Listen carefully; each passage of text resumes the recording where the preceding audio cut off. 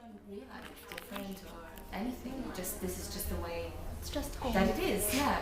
So it was after, when I was older, and there would be other people who had admired the style, or who had saved and invested in the furniture for their own home, that then I started to appreciate. Wow. But my father is a very, as you can see, he's an unusual man. He's got a very particular way, very classical, traditional way of living. So it was a very lovely way of life. Yeah, I can imagine. Very British.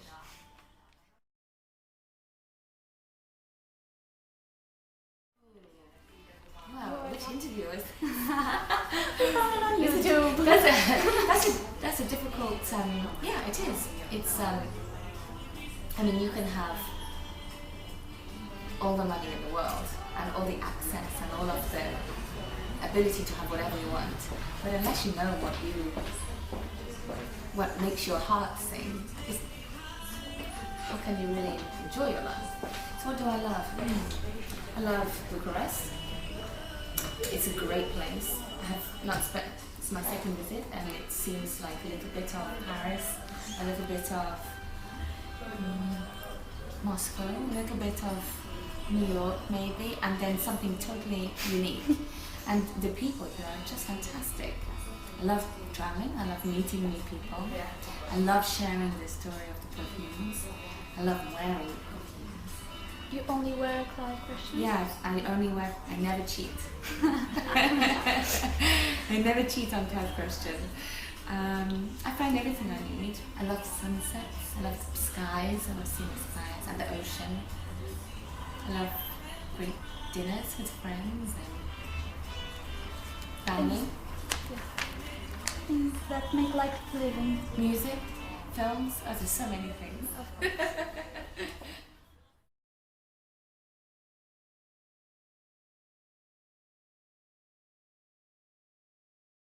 That's an excellent question. I think everyone is different. Everyone is different, and even if I speak personally and I look back 12 years ago, just before I joined the perfumery, I was very different. My style of dress was very different. It was a lot more colourful, and but I was a lot younger, so you change and evolve. So everyone's very different. I have to say, last night we had our launch of the new Perfume C in Bucharest, in the Michelin star restaurant Heritage, and the ladies and the gentlemen that I was meeting were totally different. Some were more mature, some were very young, some were showing, all the beautiful skin and the suntan from summer, and some were like me, very closed and nice jewelry and very reserved, and short hair, long hair, dyed red hair, bright pink, black, long gloves. I mean, it was like a total rainbow of different people. But the one thing that was keeping everyone together was the perfume. And I think that really, it's something I see whether I'm in the Middle East or in America or Russia, wherever, is to wear a Clive Christian perfume, you have to have confidence. So it shows in the attitude. Yeah, exactly. Because you're not walking down the street and seeing big advertising, or going to watching in cinema or television and seeing a big advert or a celebrity. It's actually all for you. And this is really the way that a perfume should be chosen. You should fall in love with it.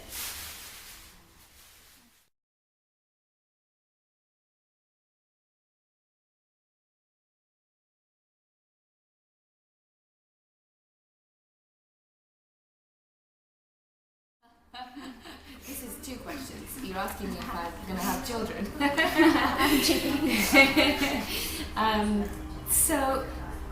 The definitive collection, of course, was launched in '99, and this is 3 perfumes for women and 3 perfumes for men, in the way that Queen Victoria and Prince Albert first gave the crown to the perfumery, and they were in love.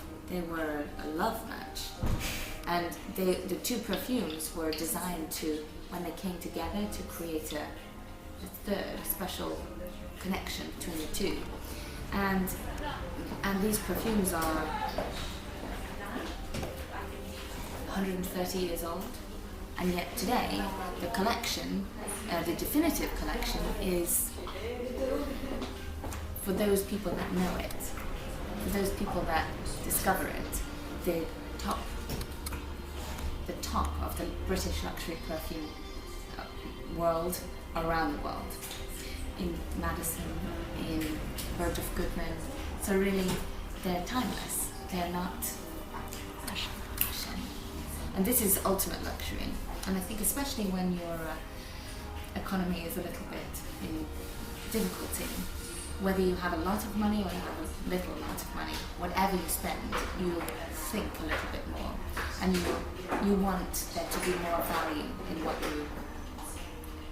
you receive. And so these perfumes are, in the fragrance world, it's very fashion-led, trend-led. So these are breaking the mold. And they are 12 years on, 11, 12 years on, the best-selling still for those confident noses. So when C is launched into the collection, it has to live up to the expectation. And this is the first place that the perfumes have launched in Europe, in Romania, in Bucharest last night, and they have been embraced. So they hit the spot. It's the ultimate Clive woman and the ultimate Clive man. Everything that we love from the definitive collection pushed. And I think when you create with clear vision for the blinkers of your own brand, your empire DNA, it doesn't matter what you create. If you put your blinkers on, it's timeless. And the way my father, Clive, has always held his philosophy is that first you design, whether it is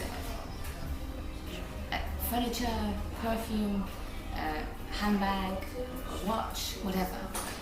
First you design it so that it looks beautiful. And for us, this is the Clive Christian style. Some people have a different view of what is beautiful, subjective, but the Clive Christian style design. Next, you create it to the highest possible level you can create. And then you cost it. Then you cost it, and you work out how much it would be. Because this way, you're never being driven by a budget. You're always being driven by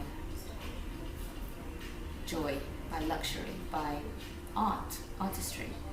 And this is what makes Clive Christian very special. It also makes it very difficult being his daughter because he trained me the same way. So it makes shopping very expensive. First, do you love it? Decide if you love it, and then you work out how you can afford it. Of course. So do you think you pass on the legacy? I think it would be inappropriate of me to answer that question because my father is far too young to think about passing it on to me yet. Oh, I see. But I mean, the vision of the Clive Christian House is to last beyond my father and beyond me, and yeah, I hope so.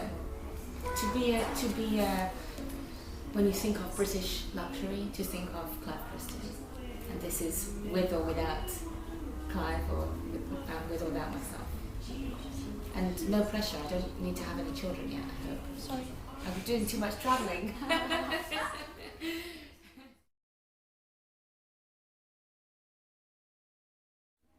That's a lovely question. What do I feel? Yeah. Did you smell C yet? Let's have a smell. Isn't that? So, let's have a smell of C.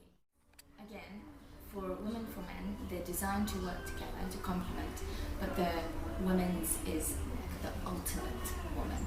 Very pushed with the rose and jasmine at the heart.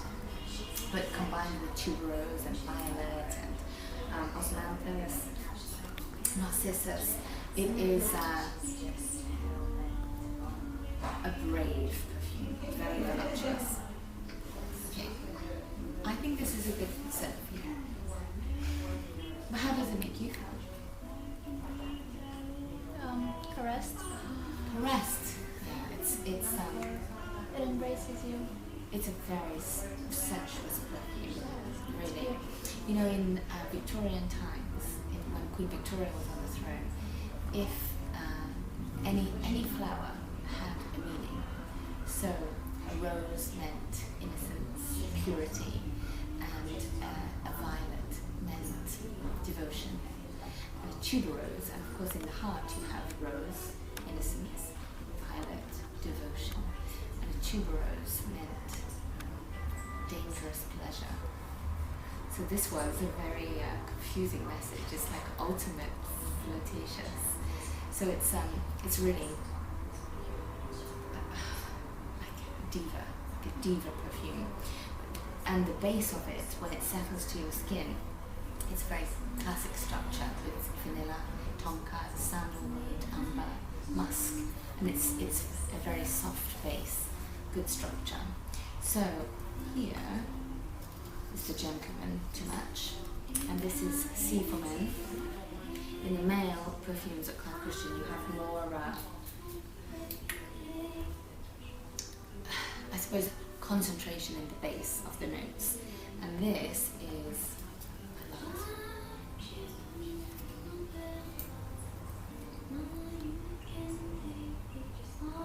It's like really strong, like a gladiator. It smells like tobacco. Yeah, you're right. There's tobacco in here, and a lot of spices, cardamom and white tea and leaves, green leaves.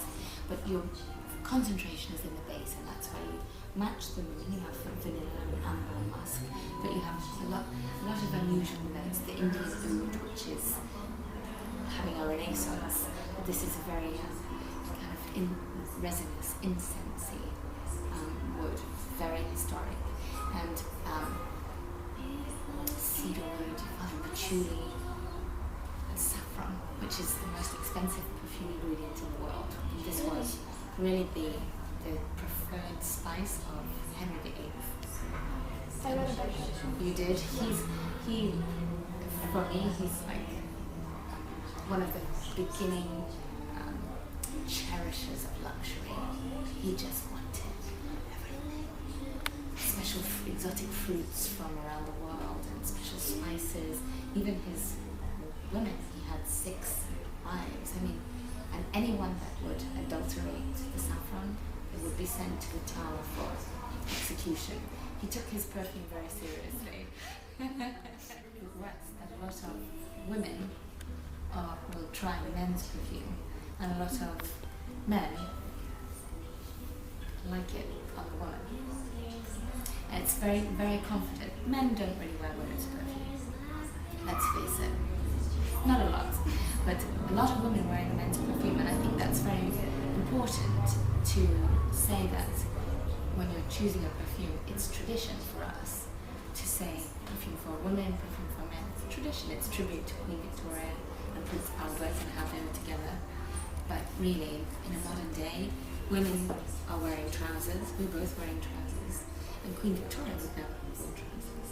So you have to move it all the time and feel confident to try the male perfume, because it will smell very different on you. Will you try it? Sure. Okay, we'll try on one hand. I'll put it here. Oh. We'll try the women, C for women, which I think is going to smell good. And on the other, we'll put C for men. And you can let it just sit to your skin, and then it will start to unravel as the day goes by.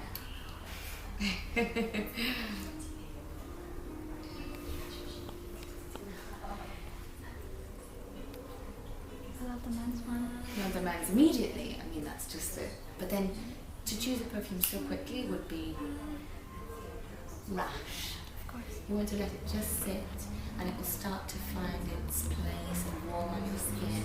And a perfume of this quality from the Victorian times is designed to last until the end of the day. So you have a whole journey of Experience. discovery ahead of you. Yeah. Keep sniffing.